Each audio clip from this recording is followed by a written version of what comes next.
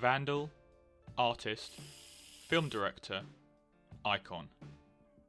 Whatever your thoughts, Banksy is undoubtedly one of the world's best known anonymous stars. His whole career has been shrouded in mystery, and his true identity remains a secret. But what we do know is, Banksy most likely grew up in Bristol, UK, as that is where most of his earlier work is located.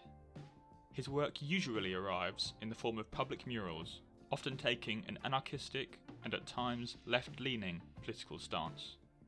And it's believed that he moved to London around the year 2000. Apart from that, everything else is based on his graffiti and the other work that he leaves behind. So let's discuss his ascent to fame or infamy and how he became such an iconic cultural figure. Here's how it happened. Banksy started his career with freehand graffiti work around Bristol in the 1990s. Most graffiti artists back then tended to take part purely for their own amusement, but Banksy's work always represented some kind of social satire, often using images of animals, especially rats, to represent humans. His first widely known piece was called Mild Mild West, depicting 3 policemen with riot shields approaching a teddy bear armed with a Molotov cocktail.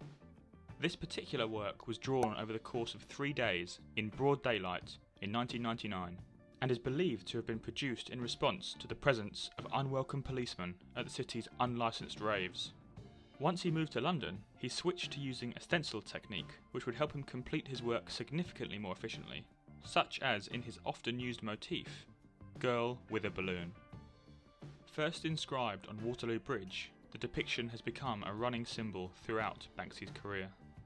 In 2018, an original copy was auctioned at Sotheby's London under the title of Love is in the Air. Upon completion of the bidding process, the work began to shred within its own frame, reaching halfway down the painting before stopping. The piece was consequently renamed Love is in the Bin, and the winning bidder actually went through with the final bid of just over £1 million. As we've already seen, Banksy does not limit his projects just to murals in public spaces. In fact, his iconic reputation could be attributed to some of his more elaborate works. For example, at Notting Hill Carnival in 2004, a wad of £10 notes was thrown into the air, each bearing a picture of the late Princess Diana in place of the Queen, and apparently issued by Banksy of England. His tricks continued, as in 2013 he enlisted the help of an older man to sell his work on the street outside Central Park, New York, for just $60 each. The stunt set out to examine why consumers place value on objects, and whether his work carried any inherent value without his name attached. The following day, he announced the results and the truth behind his surprise sale, revealing that he had sold 6 pieces for a total taking of $420. Banksy's real-world feats culminated in 2015 in the opening of his very own satirical amusement park called Dismal Land at a public outdoor swimming pool in Weston-super-Mare, not far from his native Bristol. The park was only open for around a month, with 4,000 tickets available per day, priced at just £3 each. It was a full satire, complete with remote-controlled rafts full of refugees, a parody Punch and Judy show focusing on domestic violence, and completely uninterested staff throughout the experience. It is thought Banksy wanted to provide a critique of the emptiness of modern culture and shine a spotlight on many of its backward values. The final exhibit at the park was entitled Exit Through the Gift Shop, after Banksy's own Oscar-nominated film that follows a French street artist trying to make a name for himself in California. The park even spawned a sort of sequel, The Walled-Off Hotel in Bethlehem, a parody of the world-renowned Waldorf Hotel. Rooms are furnished with exclusive Banksy artwork and look directly onto the Israeli West Bank wall, the barrier separating Israel and Palestine.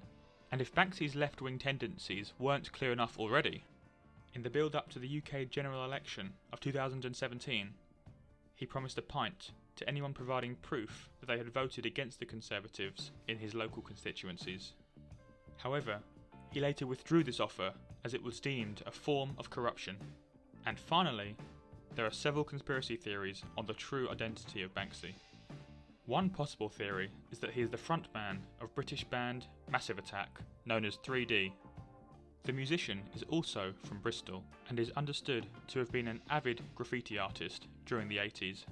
However, some of the dates of Massive Attack's international tours have overlapped with several of Banksy's works, and so the connection seems unlikely. Rumours have also circulated that Banksy could be Jamie Hewlett, an English comic book artist and co-creator of virtual band The Gorillaz. However, this claim has been denied by Banksy's publicist. The most credible rumour attributes Banksy's work to Robert Gunningham. This claim has been endorsed by some of the Bristolian artist's school friends, and a geographical profiling study also found Gunningham to be the most likely candidate. Whether we ever discover his true identity or not, Banksy will always be held as a cultural icon by many. In the meantime, we can all enjoy piecing together the puzzles that he leaves behind. And that's how it happened. Like and subscribe to see more videos, and comment below with what you'd like to see next, and we'll show you how it happened. Thanks for watching.